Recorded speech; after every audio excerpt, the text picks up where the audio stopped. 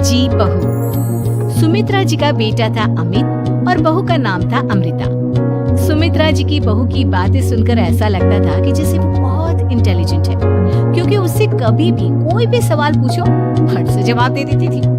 अरे भाई, उसके जवाब से तो गूगल भी पीछे रह जाता था।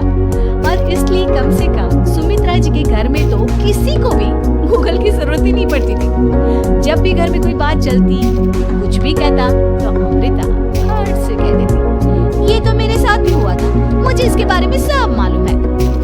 एक दिन सुमित्रा जी अमित और अपनी बहू अमृता के साथ अमित के बुआ जी, फूफा जी यानी कि मुकेश और उर्मिला जी के यहाँ पर मिलने के लिए गए। अरे बहुत अच्छा किया अमित बेटा, इतने दिनों के बाद आए हो तुम। हाँ सुमित्रा भाभी, कभी तो आ जाया करिए अपने बच्चों को लेकर। आपकी बहू के आने से तो हमारे घर में भी रौनक आ गई है। वो क्या है ना, अमित ऑफिस के काम में बहुत बिजी रहता है, इसलिए उसे तो वक्त ही नहीं मिल पाता। अच्छा, लगता है नौकरी काफी मुश्किल है अमित की। नहीं नहीं फूफा जी, ऐसी कोई बात नहीं है। आप तो जानते हैं ना प्राइवेट जॉब में कितना काम होता है। अरे कोई समझे ना समझे, मुझे तो पता है प्राइवेट नौकरी में इतना काम करना पड़ता है कि इंसान की आफत आ जाती है। लेकिन बेटा, तुमने तो कभी जॉब की ही नहीं, तुम्हें कैसे पता? अरे जॉब नहीं की तो क्या हुआ मम्मी जी, सब जानती हूँ मैं। सबसे पहले ऑफिस में जाओ, वहाँ पर अपनी एंट्री डालो, उसके बाद दिन भर सिस्टम पर बैठकर काम करो। चारों तरफ कैमरे लगे होते हैं, आप अपनी नजर इधर की उधर नहीं कर सकते। उसके बाद दिन भर बॉस की चिक चिक सुनो, वो अलग से। यही सब होता है, मुझे ना सब पता है। अरे बहू रानी तो काफी इंटेलिजेंट है, हर बात की खबर है इसको। थोड़ी देर बाद अब देखिए सुमित्रा भाभी, इतने दिनों के बाद आई हैं आप, खाना खाकर ही जाना, ऐसे तो मैं आपको जाने नहीं दूंगी। वैसे बुआ जी, खाने में क्या बनाया है? क्या ना बेटा, आज तुम्हारी बुआ जी की तबीयत थोड़ी ठीक थी, इसलिए हमने सोचा कि जब तुम लोग यहाँ आ जाओगे, बाहर से खाना मंगवा लेंगे और साथ में बैठकर खाएंगे। लेकिन बस प्रॉब्लम इतनी सी है कि मुझे बाहर से खाना ऑर्डर करना नहीं आता। सोचा जब अमित आएगा तो उसी को बोल दूंगी। अरे मुझे आता है ना, मैं कर देती हूँ ऑर्डर।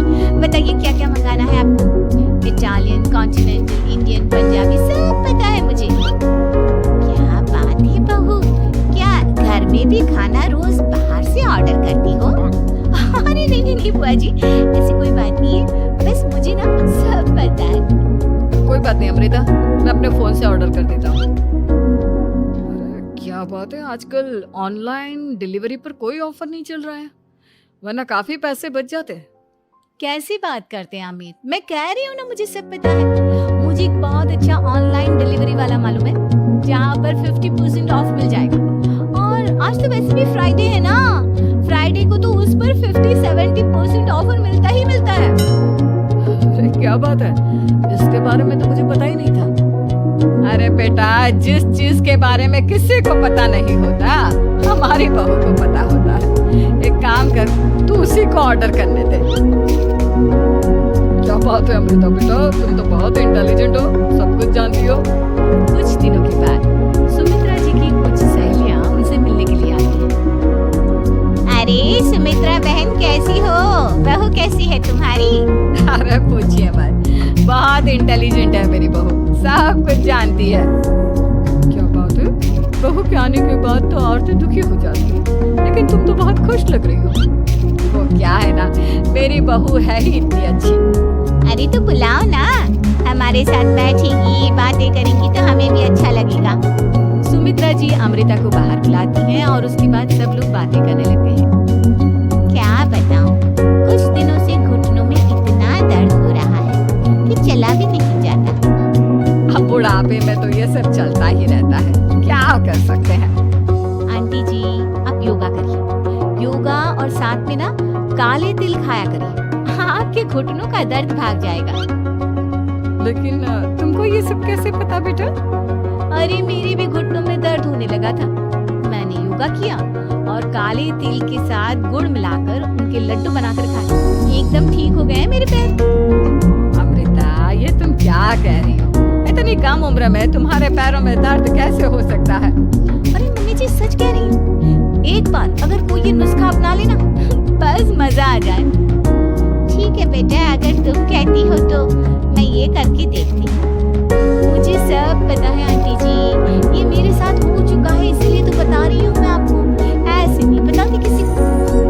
कुछ दिनों के बाद अमित अमृता को अपने दोस्तों के साथ घूमने के लिए ले जाता है। क्या यार, क्या जिंदगी हो गई है। सारा दिन ऑफिस का काम करते रहो, अपनी हेल्थ पर तो ध्यान ही नहीं दे सकते। अरे क्यों नहीं दे सकते अपनी हेल्थ पर ध्यान? सब दे सकते हैं, इंसान चाहे तो कुछ भी कर सकता है। क्या बात है भाभी, आप इतनी श्योरिटी के साथ कैसे कह सकती हैं? अरे आजकल ना एक से एक एप्लीकेशन है मार्केट में, और जानते हैं उसमें कुछ एक्सरसाइज तो ऐसी बताते हैं जिन्हें आप अपने ऑफिस में बैठे बैठे, मेरा मतलब लैपटॉप पर काम करते करते भी कर सकते हैं।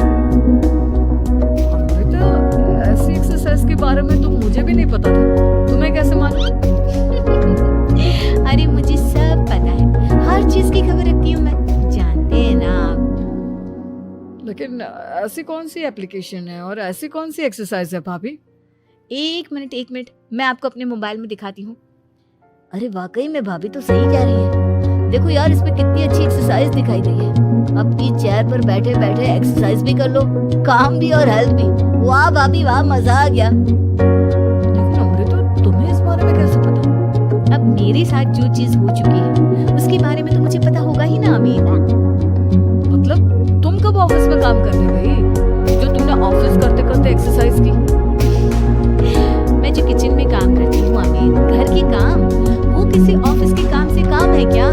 बस मैं भी वो सब करते करते इनमें से कुछ एक्सरसाइज ट्राई कर लेती हूँ, इसलिए मुझे सब पता है। सही है यार, तुम तो बहुत इंटेलिजेंट हो। कुछ दिनों के बाद ये क्या है? एक दोस्त ने मेरे साथ एक मजाक किया है, लेकिन समझ में ही नहीं आ रहा। अरे बेटा, तो अमृता से पूछ लेना, उसके पास कोई ना कोई जवाब जरूर होगा। ठीक कहती है मम्मी जी, मैं सब जानती हूँ। अमृता, ये थोड़ा मुश्किल है, सोच लो। मेरे लिए कुछ भी मुश्किल नहीं, दुनिया की कोई भी पहेली हो मैं चुटकी में सॉल्व कर लेती हूँ। अच्छा ठीक है, देखो मेरे दोस्त ने मुझे एक खाली पेपर दिया है और कहा है कि इस पर उसने मेरे लिए कुछ मैसेज लिखा है। अब एक बात बताओ यार, खाली पेपर पर, I mean, जिस पर कुछ भी नहीं लिखा हुआ, उसे मैं कैसे पढ़कर बताऊं? अरे बस इतनी सी बात, इसे तो मैं चुटकियों में सॉल्व कर दूंगी अमित। लेकिन कैसे बहू? इस पेपर पर तो वाकई में कुछ नहीं लिखा हुआ, एकदम खाली पेपर है, कैसे क्या पढ़ोगी तुम? अमित, एक छोटा सा काम करो, जल्दी से एक मोमबत्ती लेकर आओ। अरे बहू, पेपर में आग लगाने का इरादा है क्या? नहीं मम्मी जी, इस पेपर पर अमित के दोस्त का लिखा हुआ मैसेज पढ़ने का इरादा है। अमित कैंडल लेकर आता है। अब ना बस इस पेपर को धीरे धीरे कैंडल के ऊपर घुमाते रहो, देखना 2 ही मिनट में मैसेज आपकी आंखों के सामने होगा। अच्छा ठीक है, मैं ऐसा करके देखता हूँ। 2 मिनट के बाद।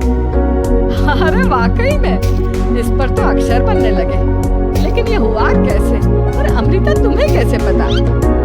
बहुत सिंपल है मम्मी जी, अमित के दोस्त ने नींबू के रस से मैसेज लिखकर उसे सुखा दिया। अब अगर मैसेज पढ़ना हो ना, तो पेपर को आग के सामने ले जाओ और लेटर्स अपने आप उभर कर आ जाते हैं। वाह बहू, लेकिन तुम ये सब कैसे जानती हो? अरे मम्मी जी, जब मैं छोटी थी ना, तो अपनी सहेलियों के साथ ऐसे ही गेम खेला करती थी। ये तो मेरे साथ कितनी बार हो चुका है, मुझे सब पता है। थैंक यू यार अमृता, तुम्हारी वजह से हमें कुछ भी सोचने की जरूरत ही नहीं पड़ती, तुम सब कुछ बता देती हो। कुछ दिनों के बाद सुमित्रा जी को अमृता के प्रेग्नेंट होने की खुशखबरी मिलती है और सुमित्रा जी अमृता को डॉक्टर के यहाँ लेकर जाती है।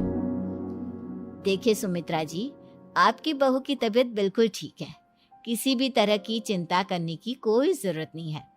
लेकिन हाँ, उनको आयरन वाली डाइट खाने की बहुत जरूरत है। ठीक है डॉक्टर साहब, आप बता दीजिए मैं अपनी बहू को क्या क्या खिलाऊं ताकि उसकी तबीयत ठीक रहे और आने वाले बच्चे की भी। अरे मम्मी जी, इसमें डॉक्टर से पूछने की क्या जरूरत है? किशमिश है, अनार है, पालक है, ये सब खाना चाहिए, आयरन का लेवल बिल्कुल बराबर रहता है। अरे वाह, आपकी बहू तो सब कुछ पहले से ही जानती है, ये तो बहुत अच्छी बात है। देखो, आयरन के